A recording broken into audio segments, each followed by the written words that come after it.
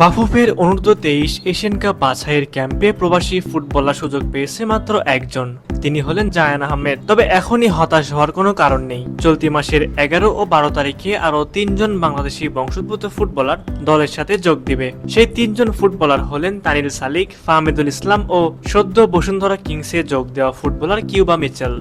সিঙ্গাপুরের বিপক্ষে জাতীয় দলে অভিষেক হওয়া ফাহমিদুল ইসলামকে সেপ্টেম্বরের উইন্ডোতে আর রাখা হচ্ছে না সিনিয়র দলে। প্রায় একই সময়ে অনূর্ধ্ব-23 এশিয়ান কাপ বাছাইয়ের খেলা থাকায় ইতালি প্রবাসী এই উইঙ্গারকে বিবেচনা করা হচ্ছে সেই দলের জন্য। সান্ডারল্যান্ড অনূর্ধ্ব-21 দলের হয়ে খেলা কিউবা মিচেলও তৈরি বাংলাদেশের হয়ে খেলার জন্য। কদিন আগে বেশ ঘটা করে প্রবাসী ফুটবলারদের ট্রায়ালে দেখেছিল বাফুফে। 14 দেশ থেকে 50 ফুটবলার যোগ দিয়েছিল বাফুফের এই ট্রায়ালে। প্রবাসীদের ট্রায়াল থেকে একমাত্র ফুটবলার হিসেবে দলে ডাক পেয়েছিলেন যুক্তরাষ্ট্র প্রবাসী মিডফিল্ডার জায়ান আহমেদ। এএফসি অনূর্ধ্ব-23 এশিয়ান কাপ বাছাইয়ের জন্য আবাহনীয় বসুন্ধরা কিংসের ফুটবলারদের বাদ দিয়ে 19 জনের আংশিক দল ঘোষণা করেছিল বাফুফে।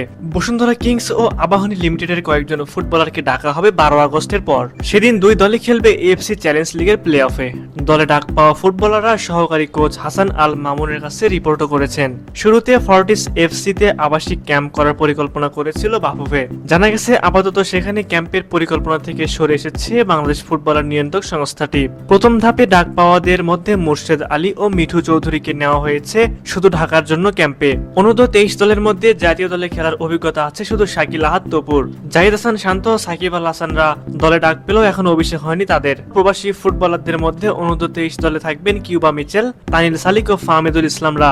এশিয়ান কাপ বাছাইয়ে কোচ হিসেবে থাকছেন বাফুফের টেকনিক্যাল ডিরেক্টর সাইফুল বারী টিটু। যদিও পেছন থেকে কল করে নাড়ছেন জাতীয় দলের কোচ হাবিয়ার কাবরেরা। দল নির্বাচনে তিনিও যুক্ত ছিলেন। এশিয়ান কাপ বাছাই 3 সেপ্টেম্বর প্রথম ম্যাচে স্বাগতিক ভিয়েতনামের মুখোমুখি হবে বাংলাদেশ।